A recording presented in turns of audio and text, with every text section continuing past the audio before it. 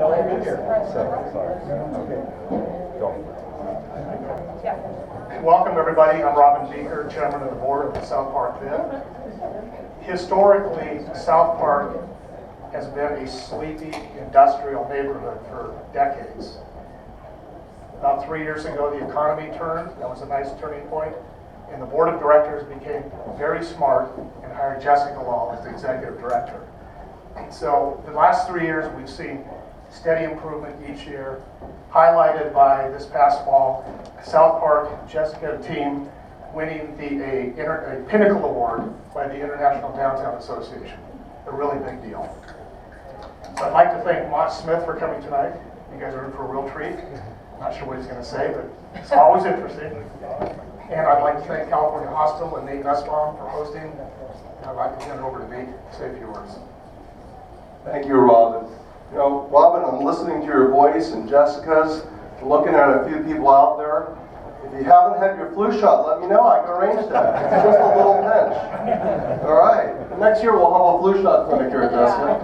Yeah. All right. Well, on behalf of Dr. Margaret Peterson, who couldn't be here this evening because she had a family emergency back east, she wanted me to extend her warm welcome to each and every one of you. She's a big supporter of the bid, and rightfully so. Our hospital, just a brief plug, we're really proud to be a member here because we're concerned about the health of this community. We want to make sure that this hospital is here for everyone, whether you live downtown, you work downtown, or you visit downtown. You're in this area, South Park Bid, wanting to know we are your hospital.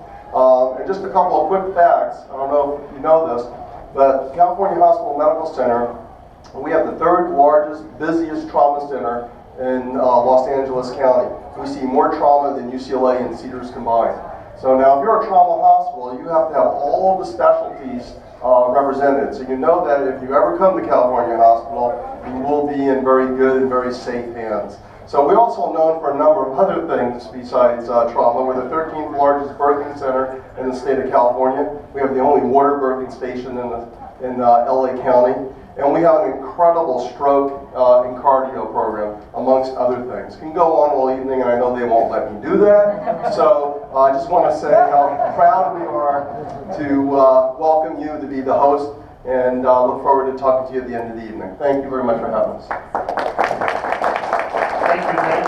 And again, thank you for coming. And I'm going to hand this over to introduce, I don't need to introduce, but Jessica Law.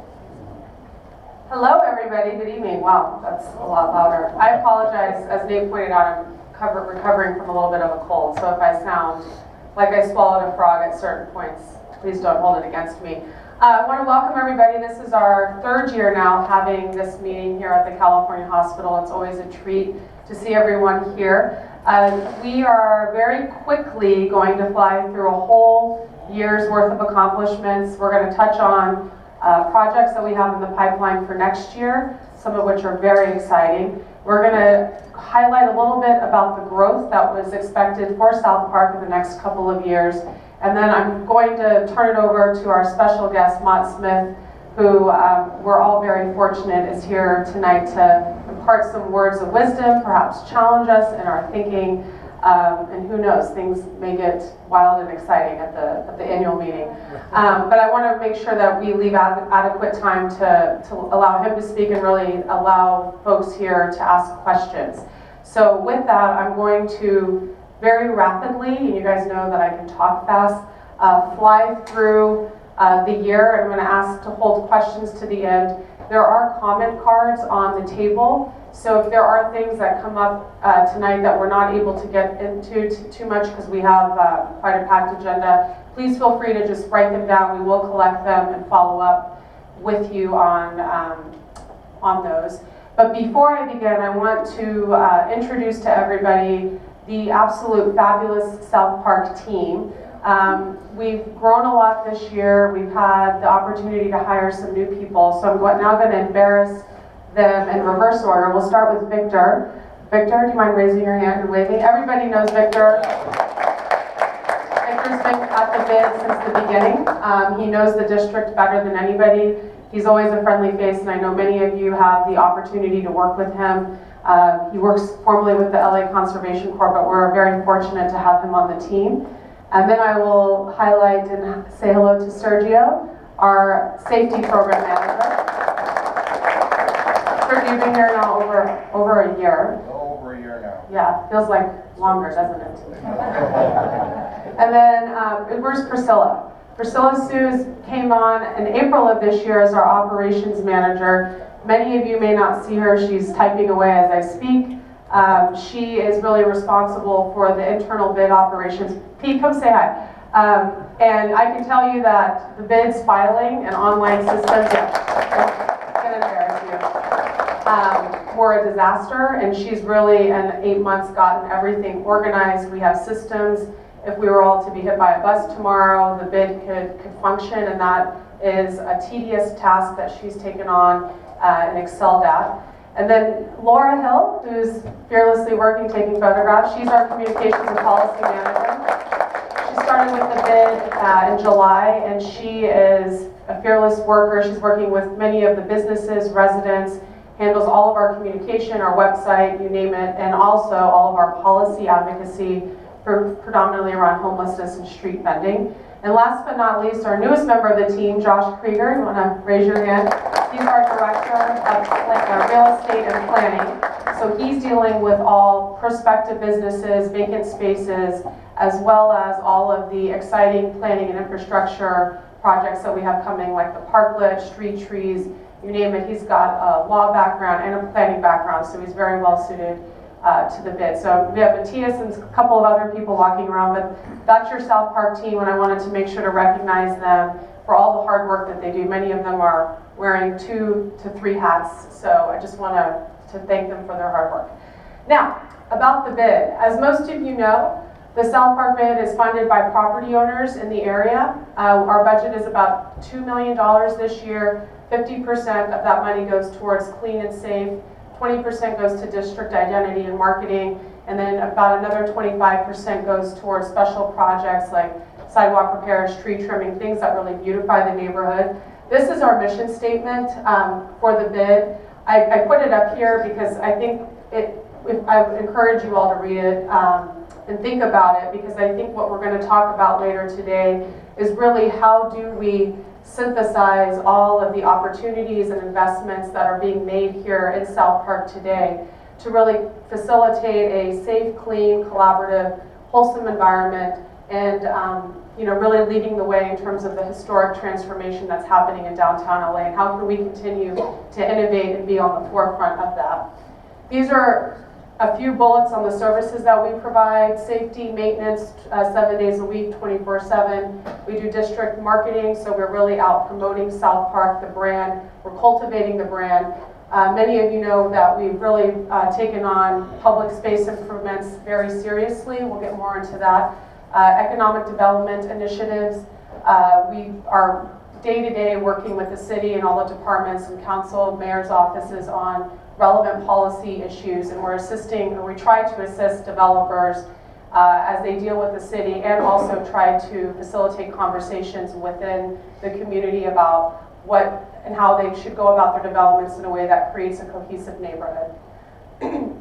Excuse me. So with that, we're going to fly through the year in review. We'll start with our maintenance services. Victor and his team are in the district 7 days a week, doing a variety of services. I want to recognize we have Wendy and Rob from the Conservation Corps. We are really fortunate to have the opportunity to work with the Corps and bringing Corps members in under Victor's leadership. The district, we do everything from graffiti removal. We assist events with special signage, services. This year we were fortunate enough to host LAPD's National Night Out over at the AEG, and want to thank you, our partners at LAPD, always for all the work they do. As you know, alleys are a big problem for us. You can see what we're dealing with on a daily basis. When you call things in, we are out there, we are addressing them. Pressure washing and power washing, this was something that we were doing far more frequently before. You guys may have heard of the little thing called the drought that we're dealing with. We only now pressure wash when there is a public health or hazard. So if there's feces or dog excrements, please feel free to call us. But other than that, we're not out on a regular basis pressure washing. We're looking at things like using recycled water and whatnot. The electrical boxes, not only do we clean them, maintain them, we maintain now the public art that's on them. Tree planting and watering, we planted 20 trees in the district, and the Corps is responsible for watering them for the next 3 years. And this is just a snapshot at the impact that the Clean Team has had. Not only has Victor recruited about close to 2,000 volunteer hours on top of the hours that you all pay for, we're removing about 350 pounds of trash, 51,000 square feet of graffiti, about 8,000 square feet of weeds in the district just this year alone. So it's really on a day-to-day basis making a big and positive impact. Hopefully you all have seen and are appreciative and recognizing Victor and his team. We have our safety team, which is, we partner with Street Plus, and we have Steve Hillard here, who's the president of the company. He actually lives on the East Coast, and I want to thank you for being here tonight and all the work that you do with Sergio. Our safety team patrols 7 days a week, 24/7. You can see them on segways, by foot. They're dealing with quality of life issues in the public right-of-way. Just a reminder for everybody, the bid services do not extend to private property. The only exception sometimes is graffiti. They're monitoring and putting out our friendly kiosk that is always out at the community events, Sergio's favorite project. We're really, this year, been focusing on improving quality of life. We've been partnering with the Francis Center. We've been doing proactive homeless outreach. I want to recognize Dawn Davis, and we'll maybe talk about you a little bit more for all the volunteer effort that you've been providing the services to the bid. And we've been, this year we actually I'm sorry, I was distracted by Victor. We actually went out and met and documented all of the people that are actually homeless and living in the district, trying really to understand their story, what their needs are, so we can actually be on the front end of getting them the services and help that they need. I really want to applaud Sergio's efforts. As most of you know, the biggest issue crime-wise for us in South Park was for a while bike theft. Bike thefts had increased 60% in downtown this year. And what Sergio and his team decided to do was to form a partnership with LAPD, where we proactively go out and register bikes, build awareness around the issue. It was recognized, the pilot program was recognized by the Downtown News. And it's, we've only registered 30 bikes, but that being said, 30 is better than nothing, and if you want us to come out to your place of work or your place of home, please let us know, and we'd be happy to get your bike registered, or you can just come by our bid office. As everybody knows, the vending issue, the street vending issue has just become a massive problem. The city's looking at ways to permit and legalize vending. That being said, what our bid has done, unlike any other bid, is we've actually formed a direct partnership with the LA County Department of Health, where I'm not going to get into the technical details, but they're not able to come out when you call, but we can set up days when they can come out, do sweeps. We hold the parts, so there's no issue of disposing of property, and they come and confiscate them. So we have seen a big decline in the vending. I do know, especially around conventions, it continues to be a problem. If you're having a problem, please reach out to us and we will do our best. I want to recognize our partners at LAPD, Sergeant Flanagan and Captain Graham for being here tonight, and I see Kurt back there, our neighborhood prosecutor. You guys are always a great resource for us, and we try to do what we can to be the first line of offense when issues come up in the district.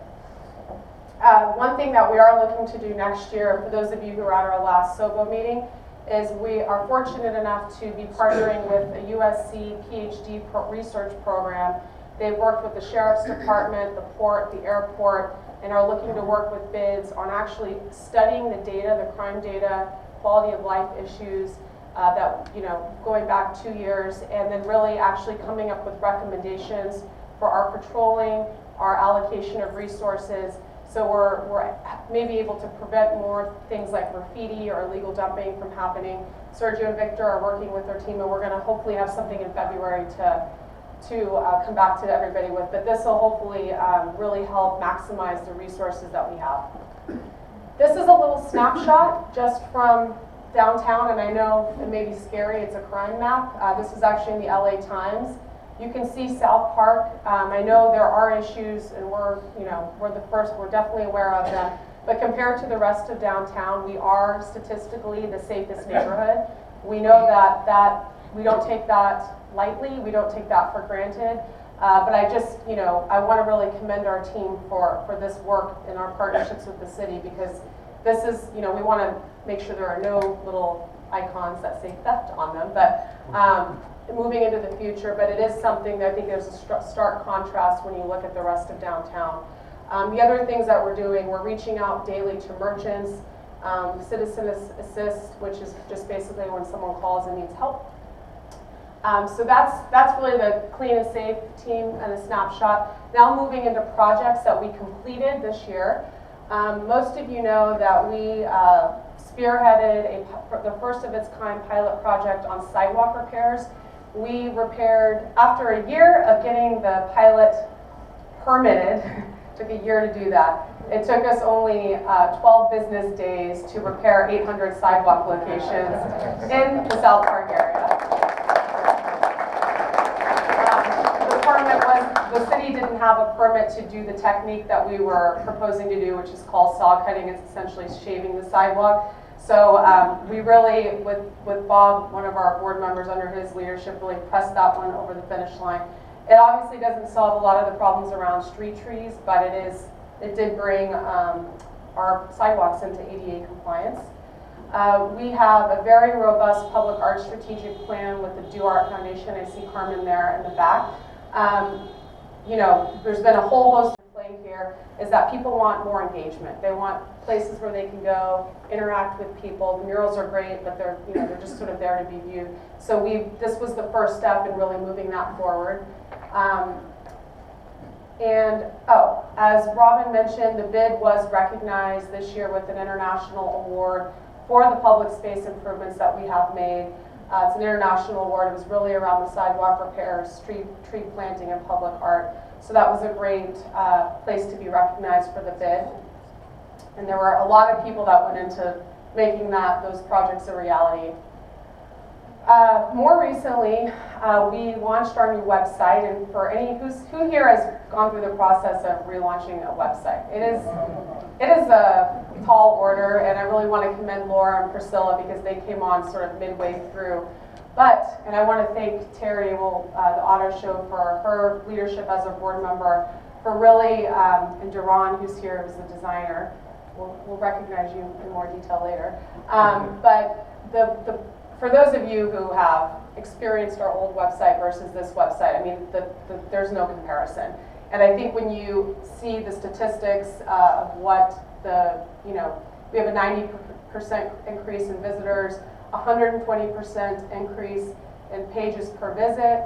People are staying on the website 260% longer than before. So without question, it's done the trick.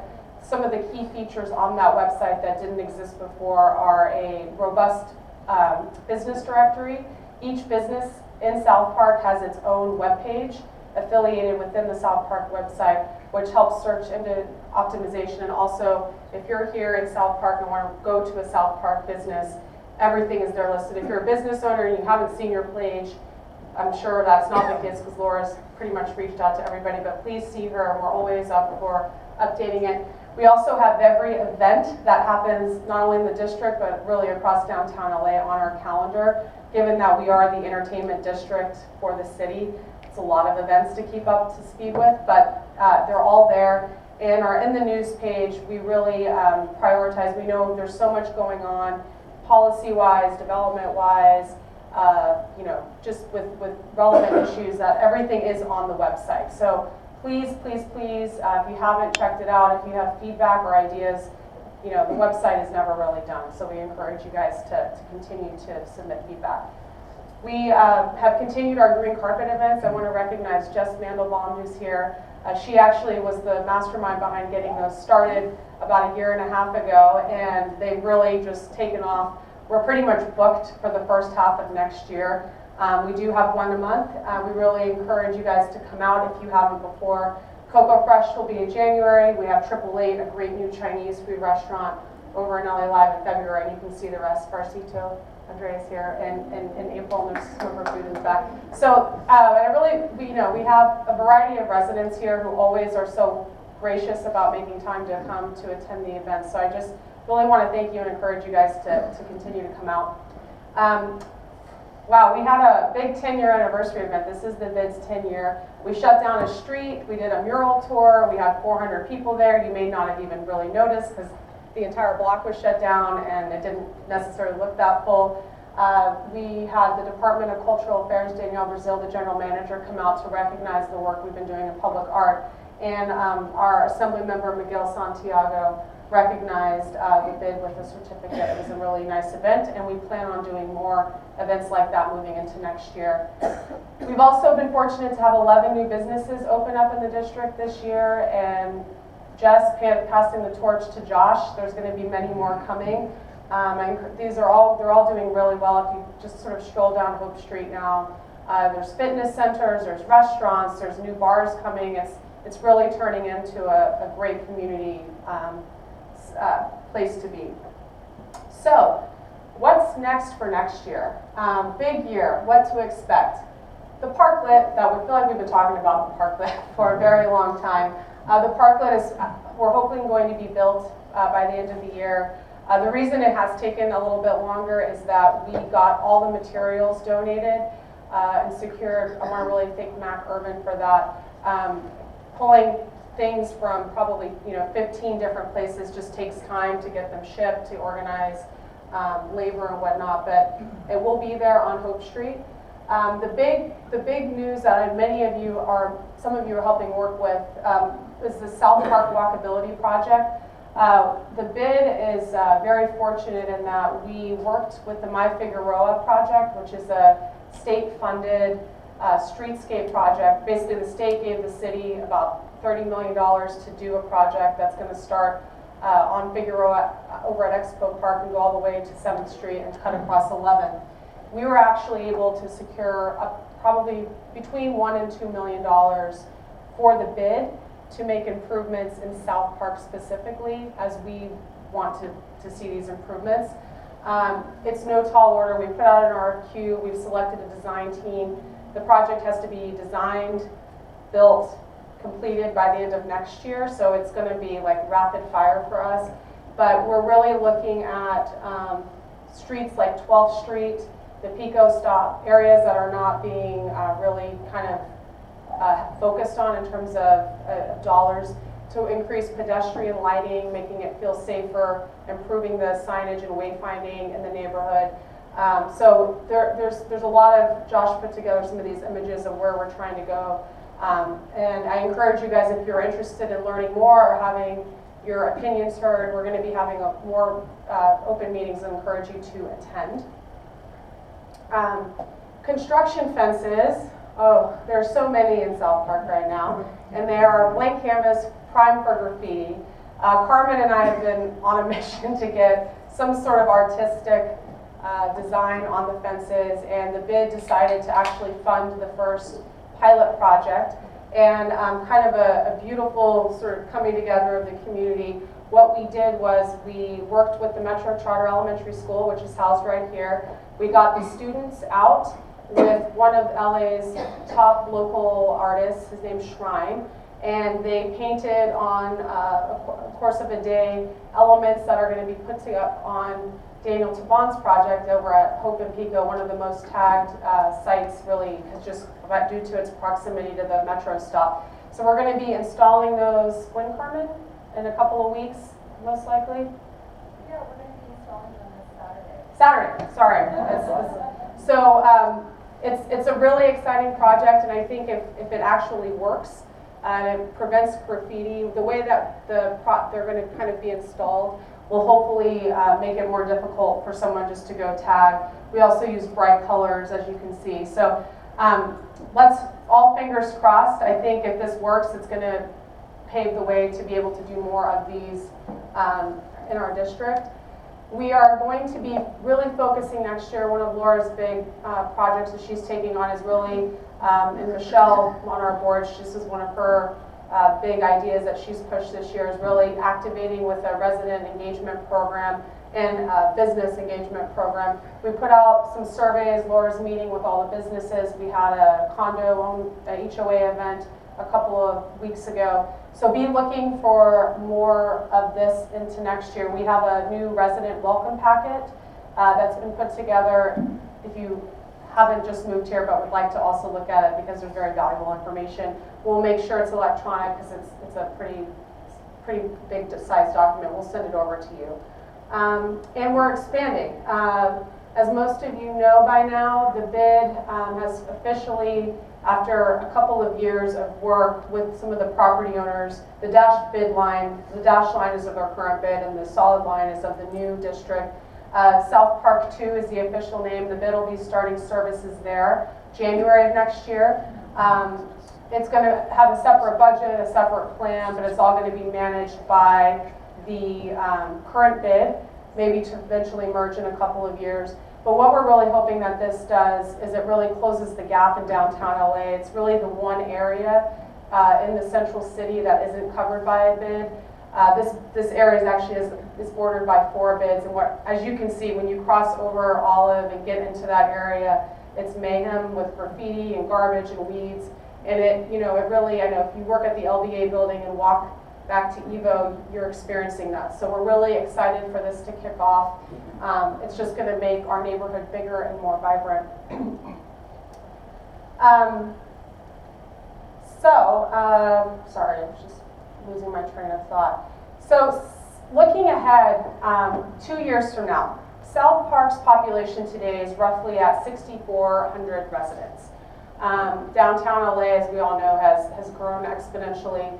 In 2 years, we expect that population to triple, just for South Park. So that means today we have 6,400 people. We're looking at closer to 20,000 people in 2 years. Those are some stretch marks, some growing pains, whatever you want to call it. And Josh has actually put together what this map, and I really want to recognize, because this has never been communicated in this way. This is a density map, and it's the projected what it's going to look like in 2 years. And a lot of people are talking about the Arts District, and they're doing great stuff, but in terms of residential density, it's all in South Park. It's just north of South Park, and that's really where the crux of not only people living, but people coming to the convention center as we move forward with the redesign, LA Live, and it's a great opportunity for us. It also poses, growth is hard. Growth means change. Growth means getting used to more people. It means getting used to more cars, unless we do something about the cars.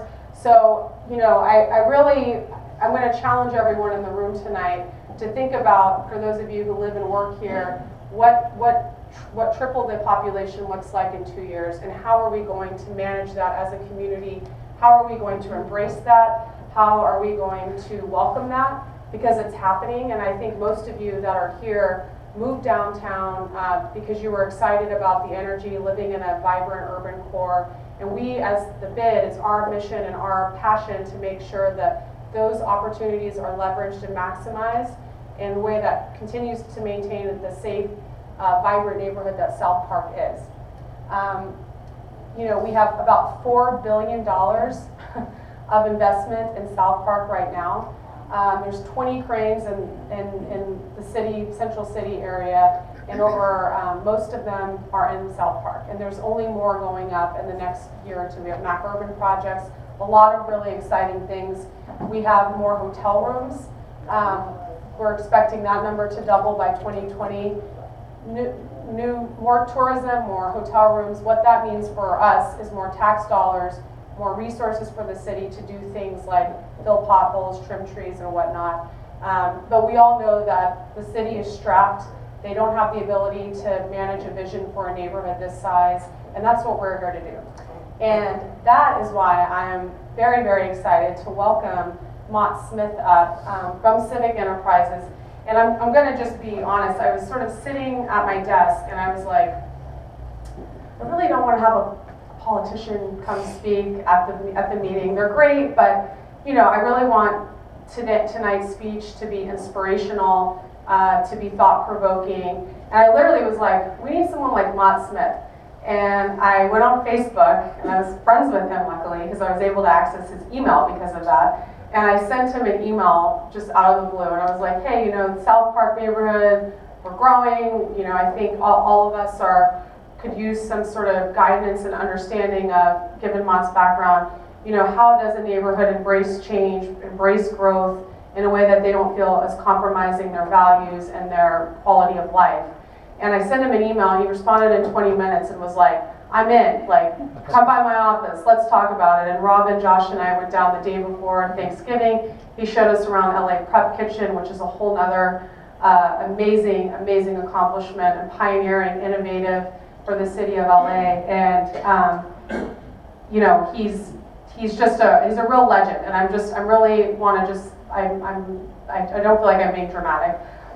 He's also, as well as serving as principal for Civic Enterprise, he's a founding board member of the California Infill Builders Association. He is an adjunct professor at USC's Masters of Real Estate Development program. And he's also previously served as the acting director of planning for the one and only LAUSD. And we know that that's no small challenge. He was the former president of the Westside Urban Forum, and has also served as the founding executive director for New Schools for Better Neighborhoods. That bio doesn't really capture his sort of broad-based understanding of networks and leveraging community.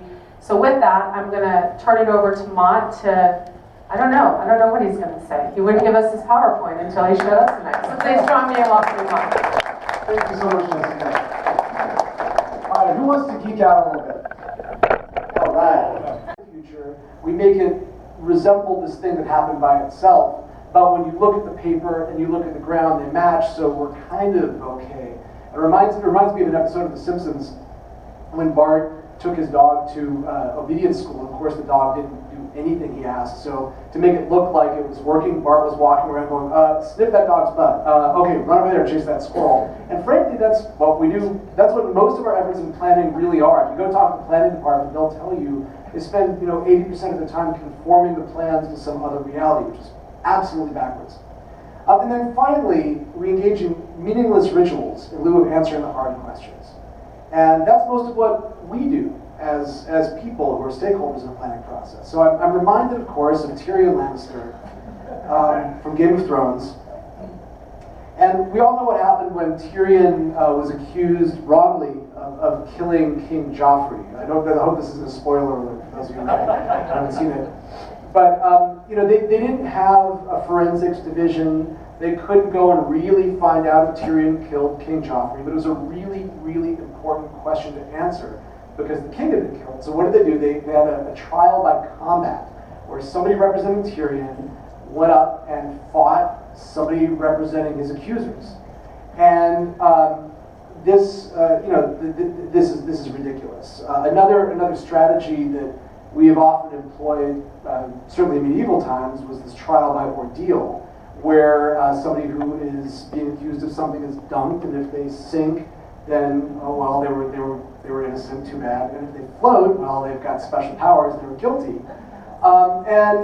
Again, this is really these are the things that we fall back on when we don't have a very good way to answer questions. We fall back on rituals. Now the problem with this is that they don't work. And they don't work because the facts of the case, the relevant facts, do not influence the outcomes of the case. So again, spoiler alert, Tyrion Lannister was innocent, okay? But the guy who was representing him was killed in the trial by combat. And so he was found guilty because the guy that he was fighting was much bigger and stronger than him. And again, anybody who's ever been involved in a sequel lawsuit knows that the facts of the case are completely irrelevant to the outcome. It's just who's got the better lawyer, who's got more money to burn, that sort of thing. So really, we've reduced our land use process to this trial by combat or trial by ordeal. Now, that said, these ritualized ways of establishing guilt or innocence do form a social function. And again, if something really serious is going on, we all feel a compulsion to do something. And this is something. that makes us feel like we're bringing order to the world. But there is an enormous cost to it. I mean, I can't even begin to list the cost of people and societies, culminating frankly with a lot of stuff going on today, Holocaust, people trying to impose order, without really